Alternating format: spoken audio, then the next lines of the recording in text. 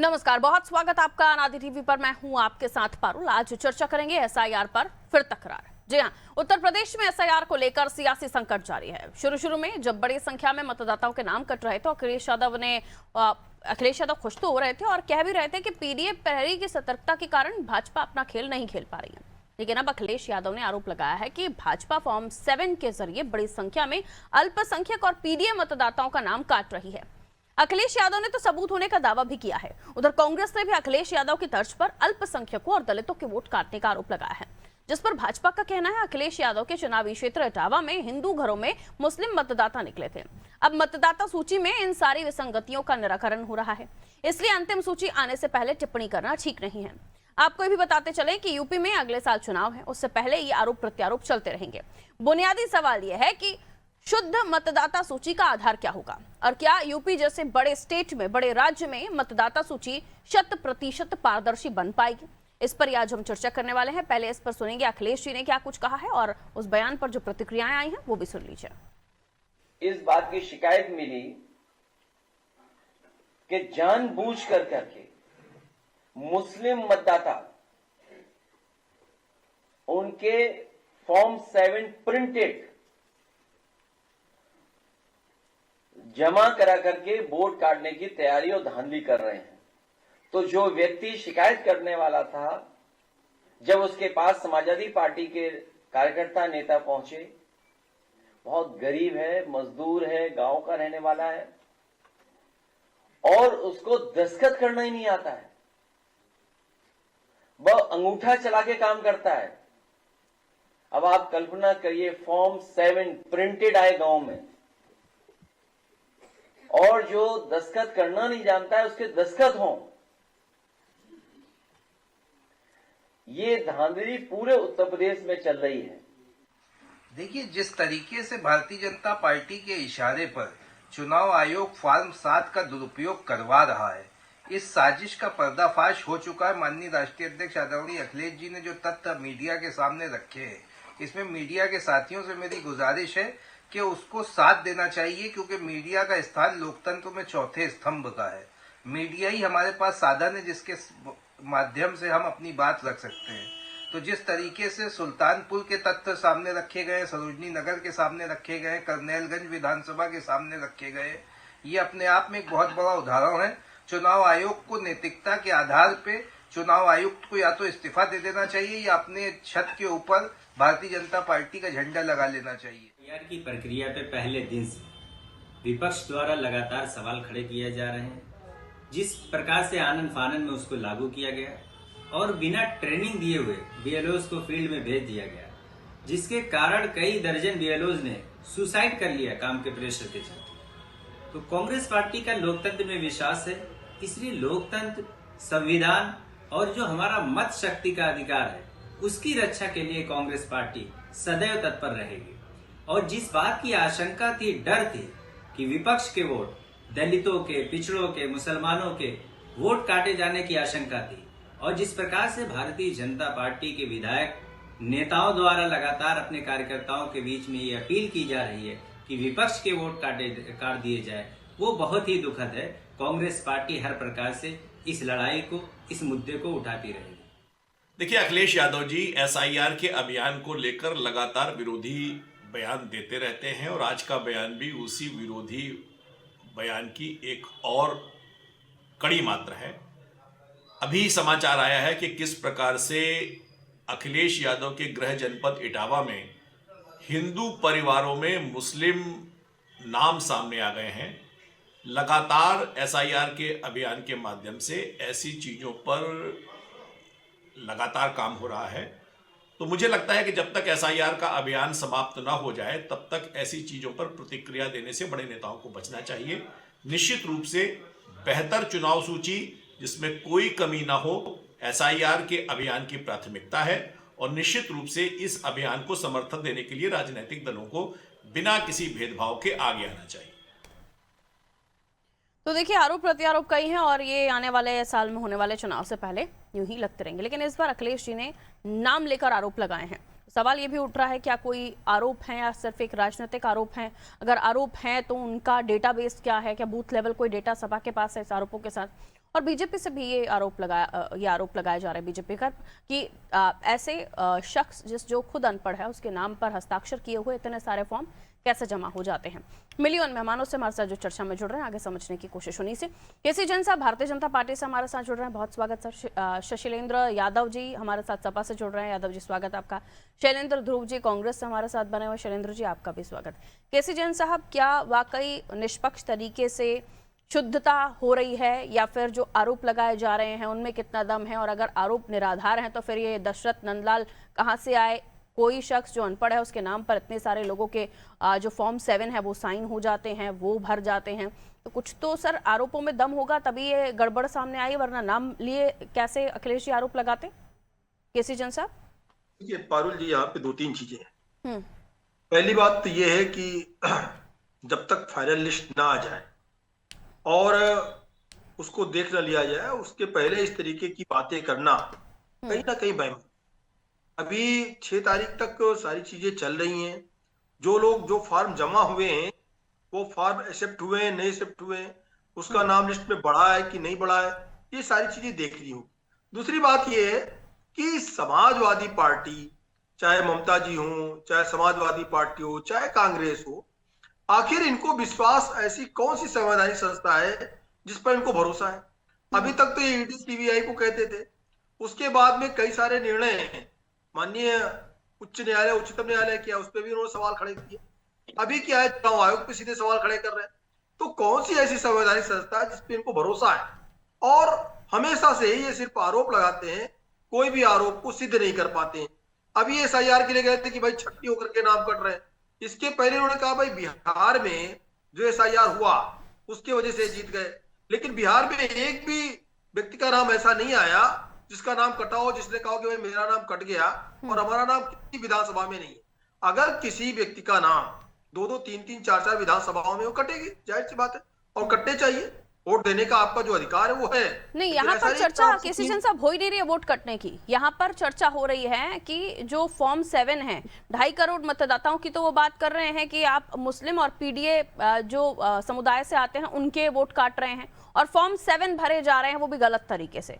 तो जो प्रोसेस है फॉर्म 7 का, क्या उसका पालन किया जा रहा है, नहीं किया जा रहा है? बिल्कुल बिल्कुल। देखिए, चुनाव आयोग हर चीज में पारदर्शिता बरत रहा है, और कोई ऐसा नहीं है कि लिस्ट जो आ जाएगी एकदम बिल्कुल फाइनल लिस्ट हो जाएगी। उसके बाद में भी अभी 6 तारीख को आने वाली जो लिस्ट प्रदर्शित होगी, उसके बाद में फिर आपको पूरा 1 महीने का टाइम मिलेगा। उसमें नाम अगर एक्स्ट्रा हो गए, नाम प्रदर्शित होने के बाद में उसके बाद में जो नाम बढ़ने हैं, फॉर्म 6, फॉर्म 7 जो भरे जा रहे हैं, उसके बाद में अगर कहीं पर भी कोई गड़बड़ी दिखाई देती है, आप उसका संशोधन करा सकते हैं। लिस्ट प्रदर्शित किस लिए होती है? लिस्ट प्रदर्शित होने के पहले इस तरीके के आरोप लगाना कहीं ना कहीं ये हताशा और निराशा जता रहा है कि पहले से जो परिणाम आने वाले हैं उससे बचने के लिए चुनाव आयोग पे तोहमत पड़ने के लिए इस तरीके की बातें हो रही हैं कि अपनी हार का ठिकाना चुनाव आयोग पे बढ़ गया। ओके शशिलेंद्र जी, एक की आप लोगों ने जो आरोप लगाए हैं उसके पीछे का डेटाबेस क्या है? क्या कोई बूथ वाइज आपके पास आंकड़ा है, या सिर्फ नंदलाल और दशरथ का नाम लेकर आप लोगों ने आरोप लगाए हैं? दूसरा ये कि बीजेपी बार बार कह रही है मुस्लिम घरों से हिंदू घरों से मुस्लिम मतदाता निकले, और ये भी कहा जा रहा है कि फॉर्म 7 भेजा गया, लिखा गया, प्रिंट हुआ गया, क्या वो एक्सेप्ट हुआ है, नहीं हुआ, ये आपको पता है? क्या आपको पता है कि चुनाव आयोग ने एक्सेप्ट करने के बाद नोटिस जारी किया है, नहीं किया है, पूरी प्रक्रिया का पालन हुआ है, नहीं हुआ? इस बारे में कोई श्योरिटी नहीं है, और आप लिस्ट जारी होने से पहले ही आप आरोपों को ठीकरा फोड़ रहे हैं। जी देखिए पारुल जी, जो उत्तर प्रदेश सहित 12 राज्यों में जो SIR का कार्य शुरू हुआ, वो 4 नवंबर से और 4 दिसंबर की उसकी डेट थी। उत्तर प्रदेश में 2027 में चुनाव है। ये समय सीमा 1 महीने की क्यों थी? उसके बाद इन्होंने जब देखा कि वर्कलोड ज्यादा पड़ रहा है, हमारे कई BLO मर गए, कुछ लोगों ने आत्महत्या कर ली, करीब 30 से ज्यादा BLO ने, किसी ने आत्महत्या कर ली, किसी ने फांसी लगा ली, किसी ने जहर से उसकी मृत्यु हो गई। उसके बाद बातें हो गई सर, इनको लेकर हम बहुत चर्चा कर चुके हैं। आज के डिबेट के जो सवाल, मूल सवाल है उस पर आ जाएंगे। जब भारतीय जनता पार्टी ने देखा कि लगभग लखनऊ में ही और लखनऊ सहित पूरे प्रदेश में करीब 2.25 करोड़ वोटर इनका कट चुका है, उसके बाद इन्होंने फार्म 7 में जो धांधली करने का, महा घोटाला करने का काम किया, ये देखिए मेरे पास इसका रिकॉर्ड है। ये देखिए आप, यहाँ पे आप देखिए, यहाँ पे इन्होंने नाम प्रिंट किए हैं और ज्यादातर मुस्लिम समाज के लोगों के, और एक ही व्यक्ति ऊपर साइन है, एक ही व्यक्ति के साइन है। ऐसे सैकड़ों फार्म एक एक बूथों पे। वाराणसी के सेवापुरी विधानसभा के महमूदपुर बूथ संख्या 204 बूथ पर फार्म 7 के माध्यम से 500 फार्म भरकर कटवाने के लिए बीएलओ ने, वहां की बीएलओ नजमा थी, उसको दिया। उस नजमा ने जो है इनके घोटाले का पर्दाफाश करने का काम किया। अच्छा। भारतीय जनता पार्टी जो पिछले लोकसभा का चुनाव है वो डरी हुई है पीडीए से, क्योंकि जो पीडीए की एकजुटता है उससे डरी होने के कारण ये किसी भी तरीके से चुनाव जीतना चाहते हैं। मैं अपनी विधानसभा जहां मैं रहता हूं सोईनगर में कम से कम 14 से 15 हजार फार्म 7 में इस तरीके से धांधली हो रही है। इपिक नंबर उसका प्रिंट हो रहा है। और मैंने एक बीएलओ को फोन लगाया, संतोष बीएलओ है जिस पोलिंग पे मैं रहता हूं, मैंने फोन लगाया, भाई ये प्रिंटिंग किए हुआ फॉर्म 7 कैसा है? तो उन्होंने कहा मुझे कुछ नहीं पता, सिर्फ मेरा नाम लिख दिया गया है। मेरे मंडल अध्यक्ष का फोन आया था और हर बूथ पर 5 फॉर्म 10 फॉर्म नाम बढ़ाने के, नाम काटने के लिए जो मुस्लिम समाज के लोग हैं या समाजवादी पार्टी की विचारधारा के लोग हैं उनका नाम काटने के लिए कहा गया है। तो फिर आपने उसकी कंप्लेन नहीं की? हम लोगों ने, माननीय राष्ट्रीय अध्यक्ष जी ने आज प्रेस कॉन्फ्रेंस के माध्यम से, अरे मीडिया प्रेस कॉन्फ्रेंस नहीं सर, लिखित में कहीं आवेदन दिया है? आज लिखित में जिला संगठन ने, लखनऊ के जिला संगठन ने डीएम को ज्ञापन देने का काम किया है। अच्छा ये बताइए, ये जो आपने नाम लिए, इनके बिहाफ पर जिनके फॉर्म्स कैंसिल हुए, यानी फॉर्म 7 जिनका नाम लेकर आप बता रहे थे मोईद वगैरह, वो प्रेजेंट हैं, जीवित हैं और यही रहते हैं? वो तो जीवित उनको है, साक्षात जाकर उनको क्लेम करना चाहिए। नहीं किया है लोगों ने, लोग बोल रहे हैं भाई, मीडिया के सामने बोल रहे हैं, आप देखिए तो वो क्लेम कर रहे हैं और 20 से 30 वर्षों से अपने पुराने मकान में रह रहे हैं। और ये प्रिंटिंग क्या हुआ पूरी विधानसभा में चल रहे हैं भाई, 1 हो 2 हो 4, करीब 15 से 16 हजार फॉर्म पूरी विधानसभा में घूम रहे हैं ऐसे। और ये प्लानिंग के तहत बीआरसी में बैठकर ये देखिए, क्योंकि सारी चीजें आपकी बातों से सिद्ध नहीं होंगी, इसको लेकर प्रूफ भी चाहिए होंगे। आपने किसी संतोष का नाम लिया, वो कहाँ है, वो क्यों नहीं आया सामने? अब ये देखिए प्रूफ दिया मैंने। हाँ, ये तो पेपर आप लेकर बैठे हुए हैं, ये होंगे 20-25 पन्ने। के पास कैसे आ गया? ये बड़ी बात है। ये फार्म समाजवादी पार्टी के पास कैसे आया जब ये बीएलओ के पास जमा हो गया? नहीं, देखिए, जो फार्म बीएलओ के पास जमा हो गया वो फार्म आपके पास कैसे आ गया? मैंने बीएलओ से लिया भाई। और दूसरी बात, ये बीएलओ से आपने कैसे फार्म ले लिया भाई? आपको क्या अधिकार बीएलओ से फार्म? मैं जब पोलिंग भरा हुआ फार्म आप बीएलओ देखा, मैंने उसकी फोटो खींची। ये तो लूट है कि भाई ये कैसे ये तो लूट है, ये तो लूट है। बीएलओ के पास, बीएलओ को अधिकार है, अगर कोई गलत फॉर्म जमा अधिकार होगा, बीएलओ को है, ये अधिकार बीएलओ को है तो फार्म को रिजेक्ट करे या पास करे। मैं उसको ले ये सकता हूं। आपको अधिकार नहीं है कि फार्म कोई जमा करे, उससे बीएलओ से आप फार्म ले आए सीधे। ये आपको कहां से अधिकार मिल गया भाई? ये कौन सी प्रोसीडिंग है? जब प्रिंटिंग फॉर्म जमा था, बीएलओ के पास प्रिंटिंग फॉर्म नहीं जमा होता, प्रिंटेड फॉर्म जमा किया गया, प्रिंटेड फॉर्म जमा किया गया। अगर वो कह रहे हैं बीएलओ आपको वो पेपर्स दे ही नहीं सकते, तो आपने ये हासिल कैसे किए? या आपने उस संतोष पर प्रेशर बनाया ये सब करने के लिए? नहीं, उसने बताया कि सर ये देखिए मुझ पे दबाव बना रहे हैं लोग। हाँ। उसने बताया कि भारतीय जनता पार्टी के नेता लोग हम पे तो दबाव जो बना रहे हैं। परमिशन है ही नहीं उस बीएलओ को देने की, वो आपको कैसे दे दिया? फिर आपका सहयोगी है क्या? उसने दिखाया हमको, मैंने फोटो नहीं दिया, उसने दिखाया हमको। हाँ। उसने दिखाया फॉर्म, दिखाया तो आपके हाथ में कैसे आ गया भाई का भाई फॉर्म? अरे भाई मैंने उसकी फोटो ले ली। हाँ, कि भाई ये गलत है, प्रिंटिंग फॉर्म कैसे हो गया? मैंने देखा जब वो और इस बात पर कैसे विश्वास कर ले जो फोटो आप लेकर आए हैं वो सही भी है कि नहीं? या आपने तो नहीं प्रिंट करके चिपका दिए थे भैया संतोष पे? नाम आप फॉर्म 7 से कैसे काट सकते हैं? वही मैं कह रही हूँ ना, जो चीज उसको अलाउड नहीं है वो आपके हाथ में आ जाती है। आप कहते हैं मैं फोटो लेके आया हूँ, और फिर फोटो मतलब वो ओरिजिनल चीज नहीं है आपके पास, ये तो फिर मिसप्रिंट भी हो सकता है। नहीं, मिसफिलिंग का ही तो मामला है सर। फॉर्म नहीं, हर बूथ पे 10 फॉर्म।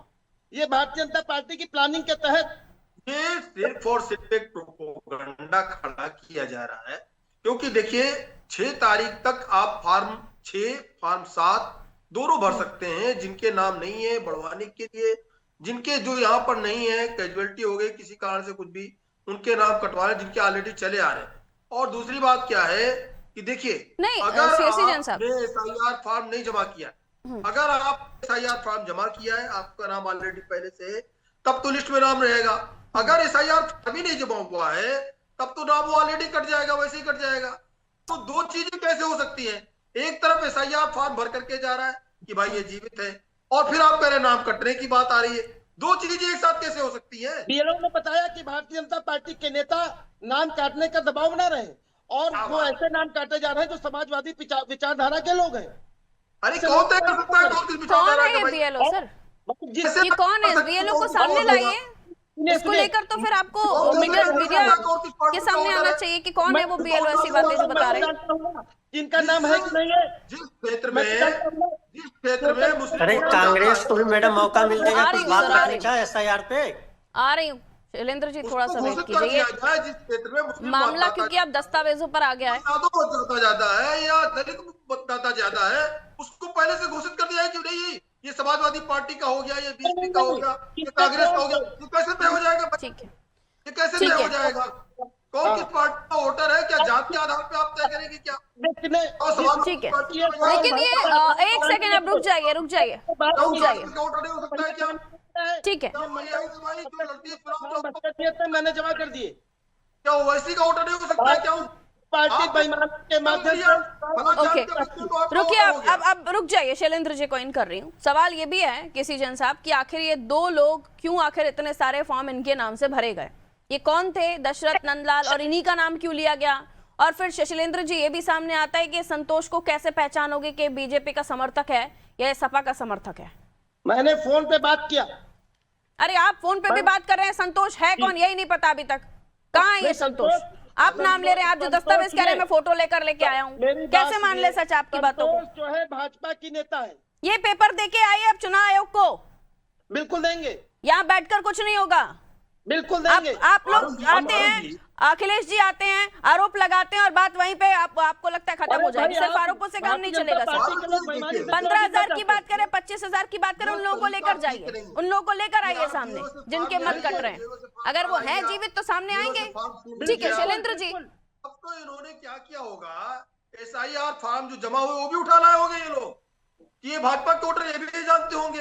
अगर ये जानते हैं कि ये वोटर सपा के, तो ये जानते हो कि भाजपा के वोटर है, और जो भाजपा के वोटर के एसआईआर फॉर्म जमा हुए ठीक है, वो भी उठा लाए होंगे। शैलेंद्र तो जी, क्या वाकई नमस्कार। इस तरह के वोटर्स को जो आप लोगों के समर्थक हैं, मुस्लिम और पीडीए वाले, खासतौर पर मुस्लिमों का फोकस किया जा रहा है बार बार, क्यों आखिर आपको लगता है कि इनके फॉर्म नहीं भरे गए? अगर इन्होंने एसआईआर किया है तो इनका फॉर्म 7 तो भर ही नहीं सकता। फॉर्म भरे गए हैं, उनके फॉर्म भरे गए हैं, उनकी मैपिंग हुई है, लेकिन जो भैया हम लोग लोकेशन भेज दिले बानी, जो लोकेशन लोग पे आवाज भारतीय हम हो जनता चलत पार्टी है के भाई, लोग बार-बार भेज दिया हूं समर्थित लोग हैं, उनके मोबाइल में। लोग ठीक है शैलेंद्र जी को म्यूट कर दीजिए, अभी वो शायद बिजी हैं। पलासियों में मैं म्यूट कीजिए शैलेंद्र जी 5 को। मिनट में खाली हो जा रहा हूं भाई।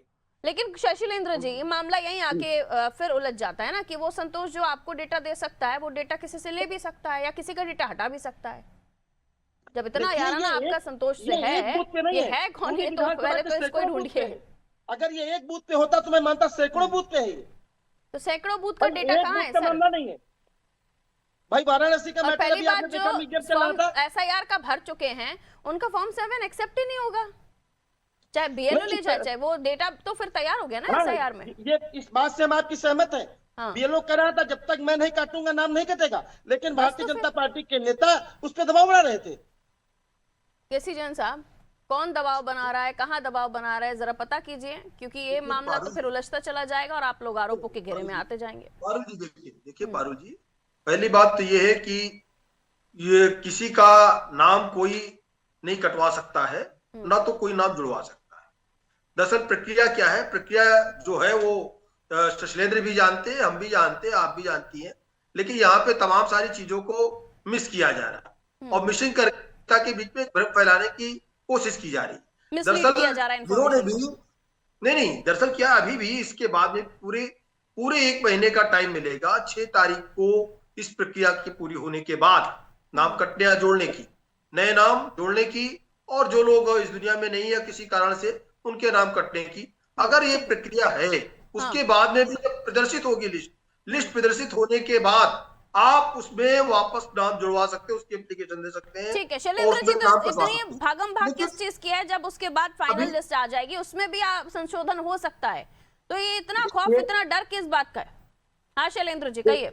जी नमस्कार। हम्म नहीं, डर इसलिए है मैडम, हम्म कभी बिहार में चुनाव हुआ है, उसका जो रिजल्ट आया है एसआईआर को लेकर के और चुनाव आयोग को लेकर के जो नाम काटे गए हैं उसको लेकर के विपक्ष सशंकित है, क्योंकि कई सवाल इलेक्शन कमीशन भी घेरे में है। चुनाव आयोग पे कई ऐसे गंभीर आरोप लगे हैं, हमारे राहुल गांधी जी ने लगाया है, जो प्रमाणित हुआ है, लेकिन अभी तक उस पे कोई एथेंटिक कमेटी नहीं गठित की गई, न उसकी जांच कराई गई कि क्या राहुल गांधी जी जो आरोप लगा रहे हैं कि एक व्यक्ति का कई जगहों पे नाम भी है और पिछड़े दलित और अल्पसंख्यक समाज के नाम ज्यादातर कटे जा रहे हैं, तो इसकी क्या सत्यता है? अभी तक चुनाव आयोग द्वारा कोई कमेटी गठित करके उसकी एथेंटिक जांच नहीं कराई गई है।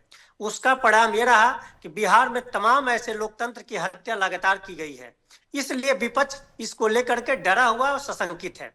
दूसरी बात आ रही है कि भाई क्यों सिर्फ दलित, पिछड़े और अल्पसंख्यक समाज के ही नाम काटे गए हैं?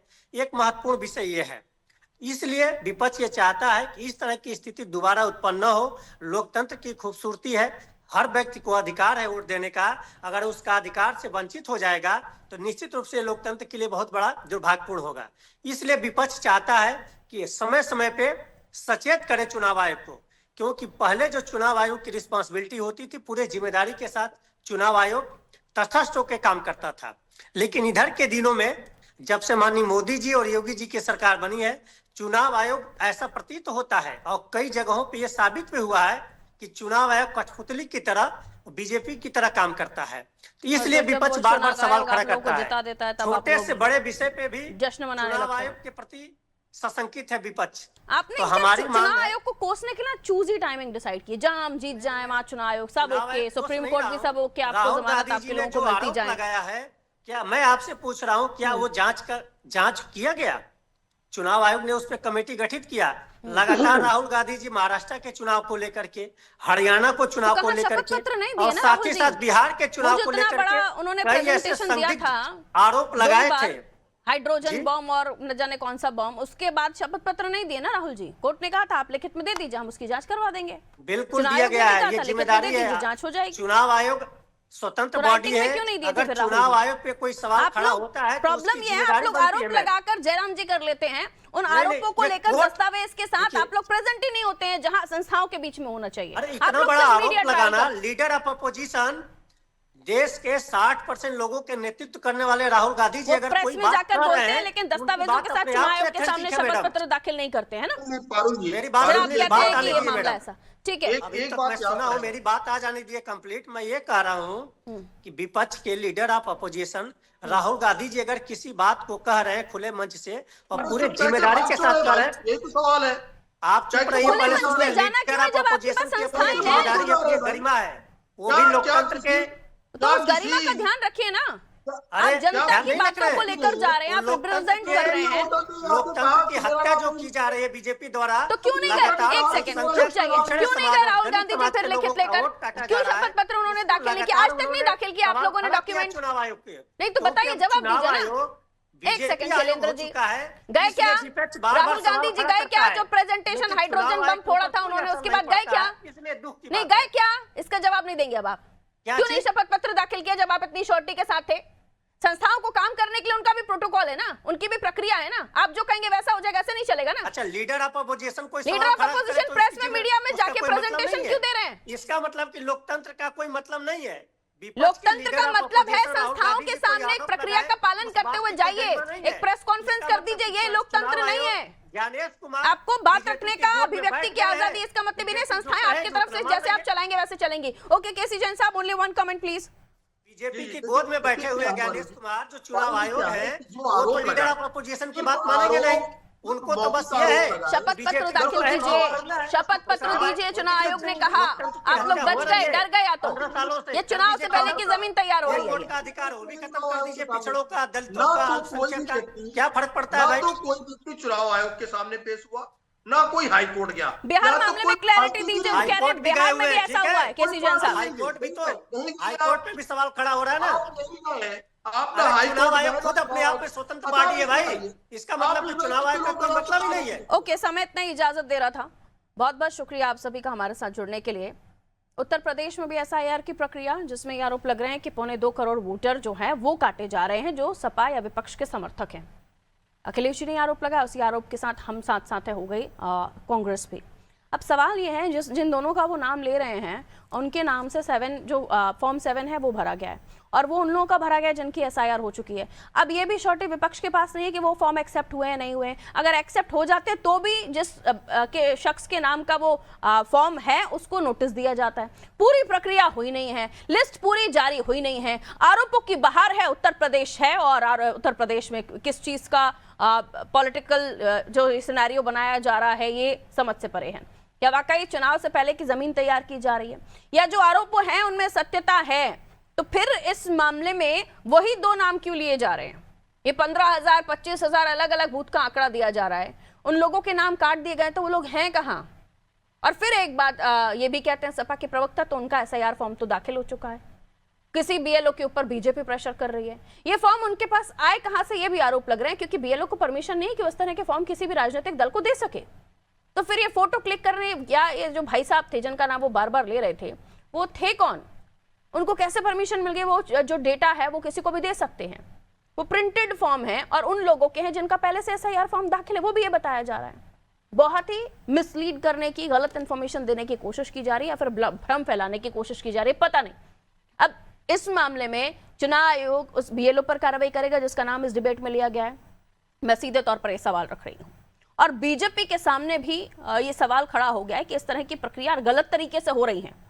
तो फिर ये लोकतंत्र के साथ भी ठीक नहीं है, उन लोगों के साथ भी ठीक नहीं है जिनके पास वोट का अधिकार है और वो वोट नहीं दे पाएंगे एसआईआर होने के बाद। बीजेपी का बार बार एक ही स्टैंड है कि लिस्ट आ जाएगी, उसके बावजूद भी समय मिलेगा। तो फिर इसकी इतनी आपाधापी या फिर इतनी भागम भाग क्यों है? दीजिए इजाजत, नमस्ते।